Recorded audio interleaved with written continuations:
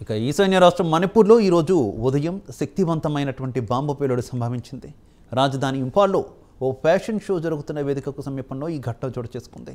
ఇదే ఫ్యాషన్ షోలో బాలీవుడ్ నటి సన్నీ లియోన్ ఆదివారం పాల్గొన్నారు. ఇక ఈరోజు తెల్లవారుజామున ఈ వేదికకు కేవలం 100 మీటర్ల దూరంలోనే ఈ బాంబు పేలుడు జరిగినట్టు అధికారులు వెల్లడించారు. అయితే ఈ ఘటనలో ఎవరికీ ఎలాంటి హాని జరగలేదని తెలిపారు.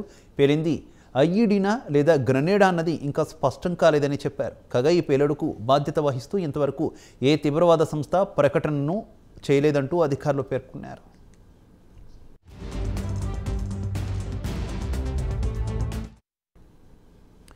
మణిపూర్ ఖాదీ చేనేత వస్త్రాలతో పాటు రాష్ట్ర పర్యాటకాన్ని ప్రచారం చేసే ఉద్దేశంతో హౌస్ ఆఫ్ అలీ అనే సంస్థ ఈ ఫ్యాషన్ షో ఏర్పాటు చేసింది.